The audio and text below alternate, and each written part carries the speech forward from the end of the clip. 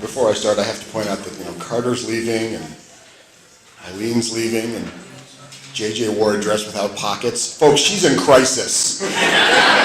Please give JJ a hug on your way out tonight. It's 7 o'clock. You're listening to WCFA 101.5 FM in Cape May, and this is Original Audio, the show featuring original singer-songwriters, people who write their own music, play their own instruments, and have no choreographed dance moves. It's the show that I'm going to be talking about in this story. And that's how my Tuesday nights began for 7 years. As I did a radio show on a little, and I mean little, radio station in beautiful Cape May, New Jersey. I think our broadcast range included places like Wildwood, Stone Harbor, and if the clouds were right, Avalon. We definitely did not reach Sea Isle City. And I did an hour a week of original singer-songwriters, people whose music I liked and who I thought deserved some airplay. And we used to call it pioneer radio. I mean, this was low-tech. We did not have any computers. You had to press the buttons and turn the knobs. If I forgot the charger for my iPod, that meant that the show didn't happen. This was low-tech. But after a couple years, they decided they needed a phone line in the studio so that we could do remotes. We could call in and talk to people on the phone. And that presented a whole new opportunity that now I could maybe talk to musicians and, do live on-air interviews and stuff. So at the time, I had just met this musician who, he just put out his first solo album. And I'm sure you guys were also big lovers of his first solo album, Pancho and the Kid. No.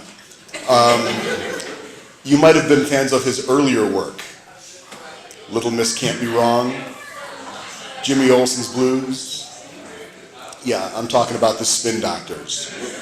Chris Barron, their lead singer. He and I had kind of become buddies at a music festival, and I was going to have the opportunity to talk to him live on the air. At the same time, I was going to be interviewing another woman named Tina Schaefer.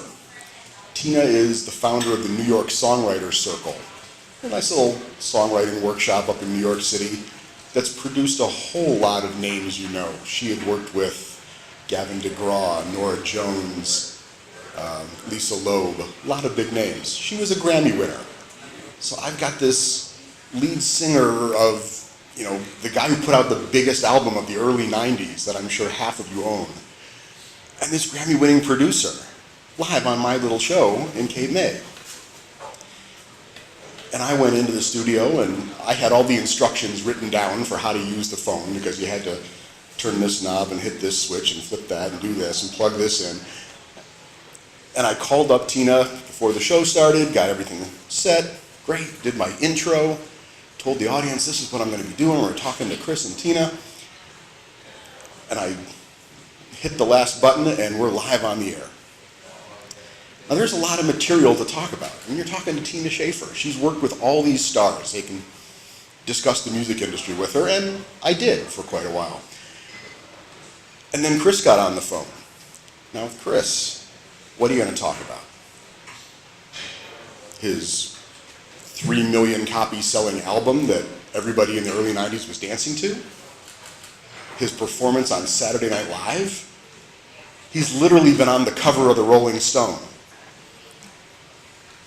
Yeah, that would be a typical interview, and I don't do that. No, I decided to go a different direction.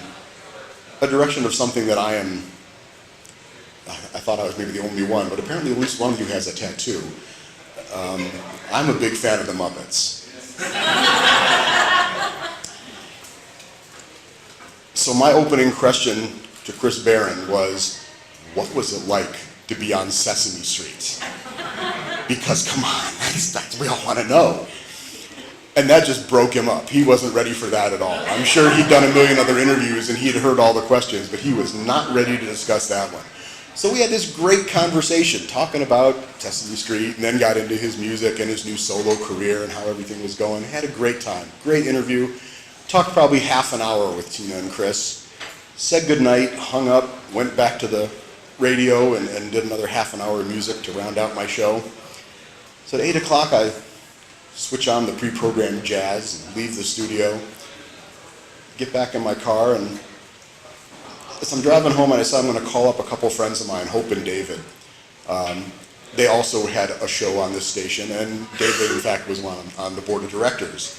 And I just wanted to know, how did it sound? Was the interview good? What did you think? I called them up. I said, David, how'd it go? He said, well, I think you forgot to hit that one switch because you broadcast half an hour of silence. But the last 30 minutes of music was really good.